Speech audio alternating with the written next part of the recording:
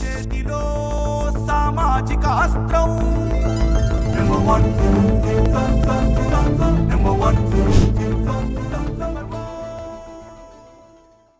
Welcome to number 1 news. నేను నందిని. గిరిజన సాంప్రదాయ నృత్యాలు చేసే గిరిజన మహిళలను తాము అడ్డుకోలేదని, ఒకేసారి 40 మంది పైగా గిరిజన మహిళలు వచ్చి పర్యాటకులను ఇబ్బంది పెడుతున్నారన్న ఉద్దేశంతో తాత్కాలికంగా వారిని ఆపామని ఐటీడీఏ అధికారి అప్పారావు తెలిపారు. మా ఆవేదన వినండి సారు పేరుతో నెంబర్ 1 న్యూస్లో వచ్చిన కథనంపై ఐటీడీఏ అధికారి అప్పారావును నెంబర్ 1 న్యూస్ వివరణ కోరగా ఆయన ఈ మేరకు సమాధానం చెప్పారు. కలెక్టర్ వద్ద నుంచి గిరిజన మహిళలు అనుమతి తీసుకున్న మాట కూడా నిజమేనని అప్పారావు అంగీకరించారు. అయితే వారి మంచి కోసం ఐటీడీఏ అధికారులు చెబుతున్న మాటలను గిరిజన మహిళలు వినడం లేదని, పర్యాటక ప్రదేశం మొత్తం వారే ఉండడంతో పర్యాటకులు ఇబ్బంది పడుతున్నారన్న ఉద్దేశంతో తాత్కాలికంగా వారిని ఆపామని ఆయన వివరణ ఇచ్చారు. గిరిజన మహిళలు 2 గ్రూపులుగా ఏర్పడితే వారికి ఉపాధి చూపిస్తామని, 2-3 రోజుల్లో గిరిజన మహిళల సమస్యను పరిష్కరిస్తామని హామీ ఇచ్చారు. హలో సార్, నమస్తే. అప్పారావు గారా సార్? చెప్పండి సార్. సార్ నమస్తే, మేము నెంబర్ 1 న్యూస్ నుంచి మాట్లాడుతున్నాం సార్. ఓకే సార్, ఇది మాకు ఒకటి మన ఐటీడీఏ నుంచి వీళ్ళు గిరిజన మహిళలకు సంబంధించి ఒక కంప్లైంట్ వచ్చింది సార్. Okay sir. అలా రికార్డ్ చేసి మా రిపోర్ట్ ద్వారా పంపించారు. ఓకే. అదే అంటే పర్మిషన్ అన్ని ఉన్నా సరే వాళ్ళని అడ్డుకుంటున్నారు. సరే, వాళ్ళకి పర్మిషన్ అన్నది లేదండి. ఫస్ట్ ఆఫ్ ఆల్ ఒకసారి మీకు కూడా తెలియాలి. అది ఎలా అంటే, ఒక దగ్గర ఒక ప్రాజెక్ట్ గవర్నమెంట్ పెట్టింది అనుకుంటే ఒకసారి మనం కూడా ఆలోచించాలి. ఆల్రెడీ గిరిగ్రామ దర్శిని అనేసి పెదలగూడలో పెట్టారు. అయితే అదే కాఫీ వీళ్ళు ఇక్కడ చేశారు. ఓకే, చేయడం తప్పు కాదు, చెయ్యొచ్చు, కానీ అది లోపల అనుమతి తీసుకొని చెయ్యాలి. రెండోది ఇంకొకటి ఏంటి అంటే, మేము వాళ్ళకి చెప్పాము, అమ్మ ఇలా కాదు, మీరు ఐటీడీఏ పిఓ గారిని వెళ్ళి కలవండి, 2 చోట్ల ఒకటే అయిపోతుంది కదా అంటే, వాళ్ళు ఒకటే అంటున్నారు, మా బ్రతుకు తెరువు, మా జీవన బ్రతుకు అంటే. జీవన బ్రతుకు అంటే మీకు మీడియా నుంచి మీకే ఎక్కువ తెలిసి ఉంటది కదా సార్. అది లేకపోయినా బ్రతకవచ్చు, ఉన్నా బ్రతకవచ్చు, అది సమస్య అన్నది కాదు. అది ఏదేమైనా వాళ్ళకి నేను ఆఫీస్ లో మేము తెలియపరిస్తే ఒకటే అన్నారు, ఐటీడీఏ నుంచి మేము యోగా డేస్ ఇది క్లోజ్ అయిన తర్వాత వచ్చి ఏది అన్నది మేము చర్చించి మీకు చెప్తాము అనేసి అన్నారు. అంతవరకు అలా ఆగాలి. కానీ పరిస్థితి ఎలా ఉంది అంటే, మెయిన్ గా లోపలికి వచ్చి అక్కడ మెయింటెనెన్స్ చేస్తున్న ఎవరి మాటను కూడా కాదు అన్నట్టుగా ఉంటే అది ఒక వ్యవస్థ మీద దాడినే అంటారు కదా. అవును. ఇప్పుడు ఐటీడీఏ ఉంది, ఇప్పుడు మనకు స్కూల్ ఉంది సార్. స్కూల్లోని కలిగించుకొని మన ఊరు మా ఇష్టము అన్నట్టుగా మనం వెళ్ళి దౌర్జన్యం చేయగలమా? చెయ్యలేం కదా సార్. ఆపండి అన్నప్పుడు కనీసం ఒక 2 days ఆపకపోతే, మా మాట వినకపోతే మాకు ఇంకా ఫ్యూచర్ లో అవసరం ఉంటుందా? ఒకసారి ఆలోచించండి. మీ సైడ్ నుంచి మీరు చెప్తున్నారు ఇక్కడ 26/5/2025 అంటే మే 26వ తారీఖున వీళ్ళందరూ కలిసి జానకి, రాజేశ్వరి కొంతమంది వెళ్ళారు. ఎక్కడికి? జిల్లా కలెక్టర్ ఆఫీస్ వెళ్ళినప్పుడు పిఓకి అడ్రస్ చేస్తూ ఐటీడీ పిఓకి రాశారు, ఈ ఇష్యూని పర్స్యూ చేయండి, వెంటనే ఐడి కార్డ్స్ ఇష్యూ చేసి ఎలాంటి ఇబ్బంది లేకుండా అని చెప్పి ఆ కాపీ కూడా నా దగ్గర ఉంది సార్, పంపించారు. మరి ఇప్పుడు వరకు 26 అంటే దాదాపుగా 1 రోజులు కావస్తుంది, మీ దగ్గర నుంచి ఎలాంటి రెస్పాన్స్ లేదు. ఆ కలెక్టర్ గారు ఆదేశాలు ఇచ్చినప్పటికీ కూడా ఐటీడీ అధికారులు మమ్మల్ని అడ్డుకుంటున్నారు అనేది వారి యొక్క ఆరోపణ. దానికి మీరేమంటారు? ఒక్కరు ఇద్దరు అయితే పర్వాలేదు సార్.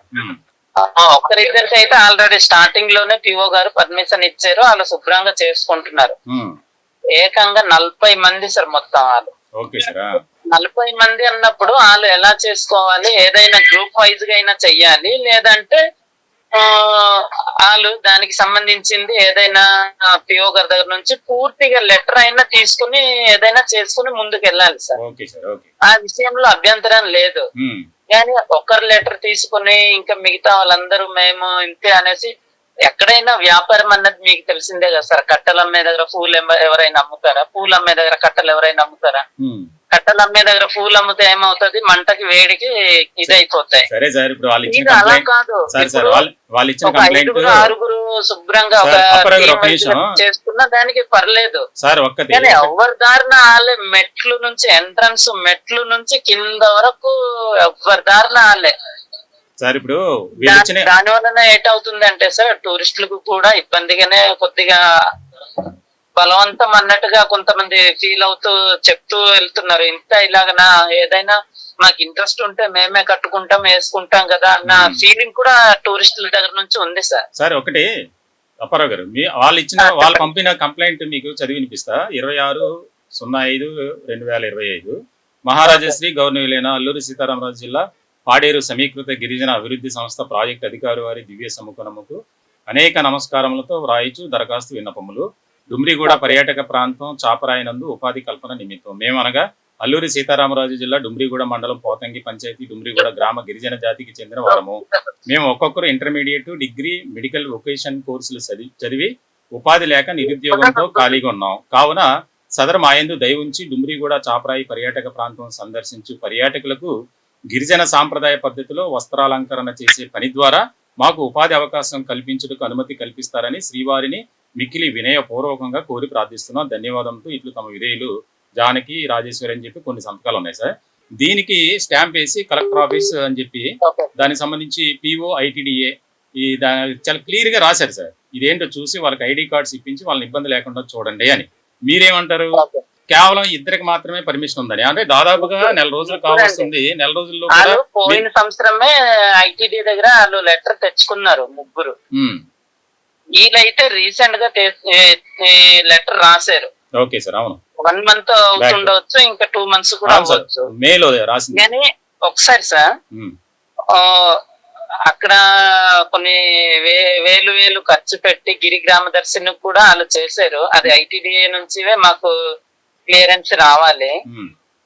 అక్కడ యాక్టివిటీ పెట్టేమో కదా, మళ్ళీ మీరు ఇక్కడ ఎందుకు యాక్టివిటీ ప్రమోట్ చేస్తున్నారు అనేసి మా మీద ఆఫీస్ నుంచి మాకు చెప్తున్నారు సార్.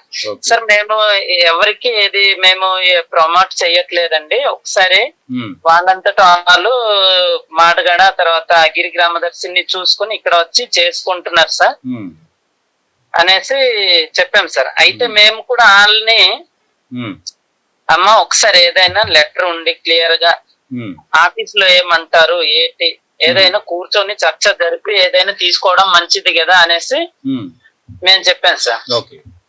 ఓకే, మేము అలా చెప్పడం బట్టి ఆ లెటర్ కూడా అక్కడ వెళ్ళింది. లేదంటే ఆ లెటర్ కూడా రాదు, అక్కడికి వెళ్ళదు.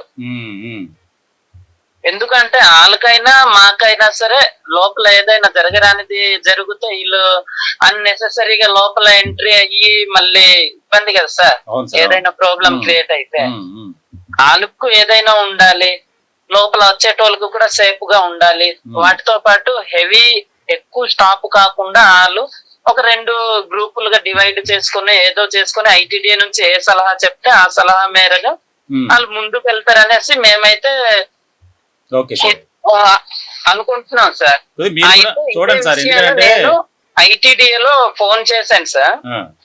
ఫోన్ చేస్తే యోగా డే ఉంది కదా బాబు, మేమందరూ ఈ యోగా ప్రోగ్రామ్ మీదనే ఆ దృష్టి అంతా అటే ఉంది, మీకు ఈ 2-3 రోజుల్లో ఏది అన్నది క్లియరెన్స్ మీకు చెప్తాము అనేసి అన్నారు సార్. అంటే ఐటీడీ నుంచి వచ్చి వీళ్ళతో కూర్చొని మాట్లాడేసి ఏంటి పరిస్థితి ఏంటి అనేది చూసుకుని ఈ విధంగా వెళ్ళండి, ఈ విధంగా చెయ్యండి అన్నది వాళ్ళు చెప్తామన్నారు సార్ ఆఫీస్ నుంచి. Okay sir, okay. కాబట్టి ఇది మనకైతే ఇది పెద్ద ప్రాబ్లం ఏమీ కాదు సార్. ఆలాలు లేని ఊహవాళ్ళు ఇది చేసేసుకోవడం కరెక్ట్ కాదు. ఎవరు కాదంటారు సార్. మీరు చూడండి సార్, ఎందుకంటే హ్యుమానిటీ గ్రౌండ్స్ తో ఆలోచించి వారు గిరిజన ప్రాంతం వాళ్ళకి అదే ఉపాధి కాబట్టి మీరు కూడా మా ఛానల్ తరపున మిమ్మల్ని రిక్వెస్ట్ చేస్తాం వారికి ఎలాంటి ఇబ్బంది లేకుండా. ఎందుకంటే కలెక్టర్ ఆఫీస్కి వెళ్ళారు, ఐటీడీపీఓ గారికి రాశారు కాబట్టి వారు కూడా సెన్సిటివ్ గా తీసుకున్నారు, పాజిటివ్ రెస్పాన్స్ ఇచ్చారు కాబట్టి వాళ్ళు పాపం ఆవేదన వ్యక్తం చేస్తున్నారు. మీరు కొద్దిగా చూస్తారని మేము కూడా కోరుకుంటున్నాం సార్. సార్ మీరు డిజిగ్నేషన్ ఏంటి sir? In-charge sir Chaparai with కోలపురుషం. ఓకే సార్, ఐటీడీఏ నుంచే కదా సార్? ఐటీడీఏ నుంచి సార్. Okay sir, okay. కొద్దిగా చూడండి సార్. మీరు ఓకే సార్, ఆ ఇల్లు ఏమీ లేదు. ఇప్పుడు ఆఫీస్ నుంచి వచ్చారనుకో క్లియరెన్స్ అన్నది అయిపోద్ది. వాళ్ళు ఏది చెప్తారు ఏంటి ముందుకు ఎలా మూవ్ అవ్వాలి అన్నది చెప్తే అదే విధానాన్ని మేము ఫాలో అవుతాం సార్. మాక్సిమం చూడండి సార్, కొద్దిగా పాజిటివ్ రెస్పాన్స్ వచ్చేలా చూడండి. ఏదైనా ఉన్నా మీరు నాకు కమ్యూనికేట్ చేయండి సార్ ఈ నెంబర్కి. Okay sir. మీ good name sir? Ravindra sir, executive editor, number 1 news, Vijayawada sir. Vijayawada. అవును సార్. ఏ ఛానల్ అన్నారు సార్? Number 1 news sir. అర్థం కాలేదు. Number 1 sir, number 1 news. Okay, number 1 news. అవును సార్.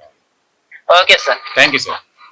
ఉపాధి కోల్పోయి బాధపడుతున్న గిరిజన సాంప్రదాయ నృత్యం చేసే గిరిజన మహిళల ఆవేదనను ఐటీడీఏ అధికారుల దృష్టికి తీసుకువెళ్లి సమస్యను పరిష్కరించడం పట్ల ఉపాధి కోల్పోయిన గిరిజన మహిళలు తమ ఆనందం వ్యక్తం చేశారు. చేస్తున్న పని పోవడంతో ఎలా బ్రతకాలో తెలియక అయోమయ స్థితిలో ఉన్న తమను నెంబర్ 1 న్యూస్ సహృదయంతో అర్థం చేసుకొని తమను తిరిగి ఉపాధి లభించేలా చేసిందని ఆ గిరిజన మహిళలు తెలిపారు.